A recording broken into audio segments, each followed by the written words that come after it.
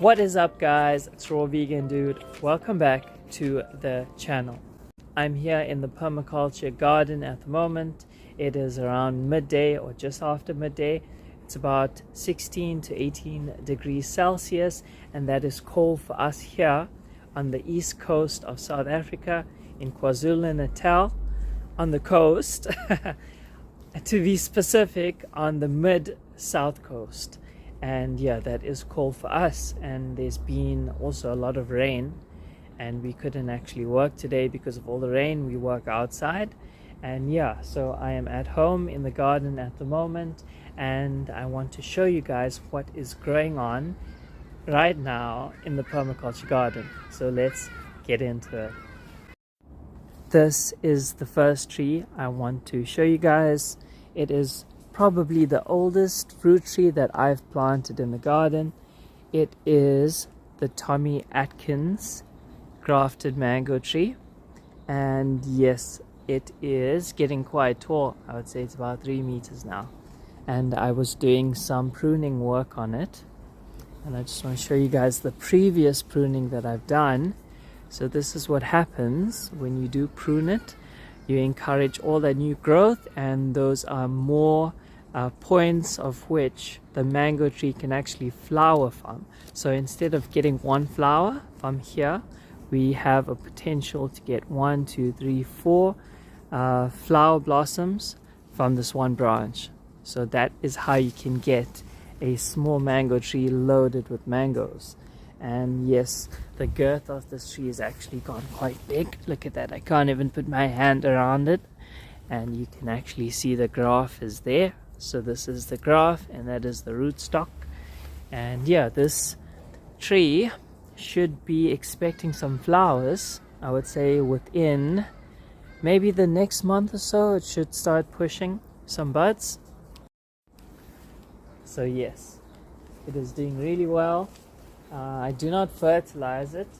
I just put mulch around the tree, a lot of sugarcane mulch. Gets a lot of water here in our subtropical climate. And yeah, we are in winter. We usually have a dry season and a wet season. So winter is our dry season, but it's not dry at all right now. It's a lot of rain. We've had a lot of rain. And yeah, next to the mango is a whole lot of sugarcane. I'm going to have to take out all the sugarcane because it is blocking out a lot of the sunlight, and it is encouraging the tree to grow tall. I will take all that sugarcane out quite soon. So let's move on.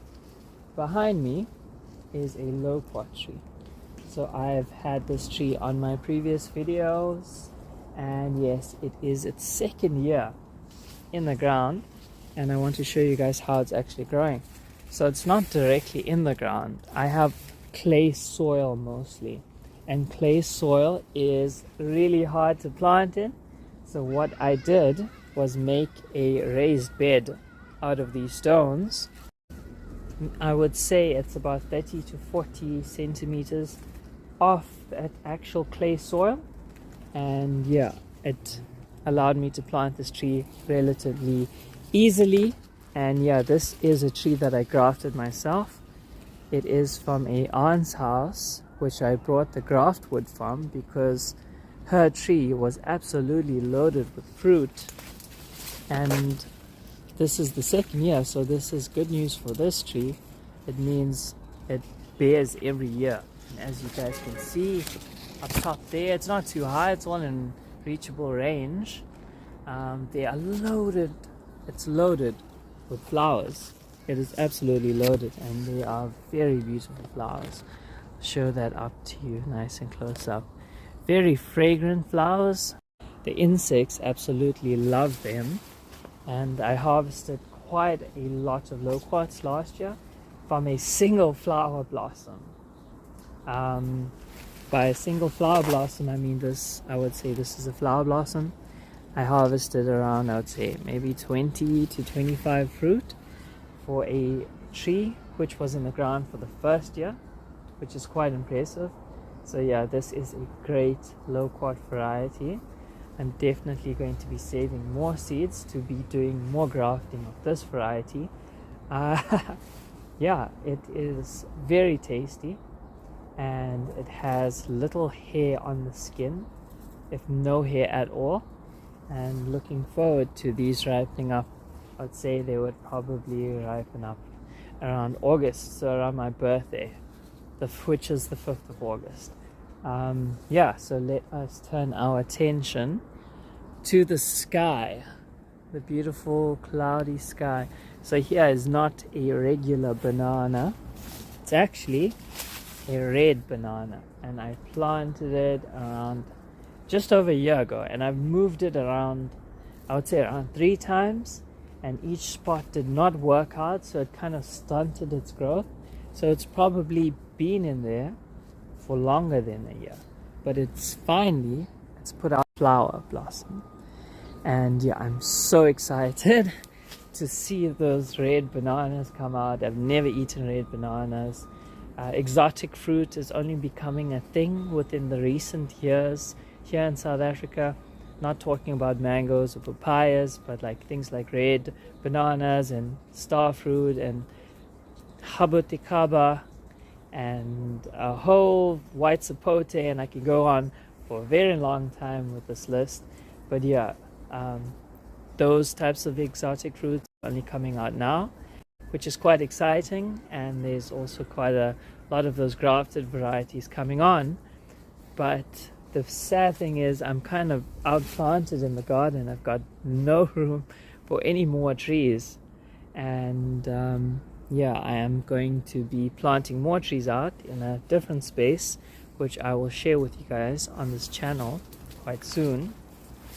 But yeah, for now I don't have to do much in the garden, just basic maintenance work.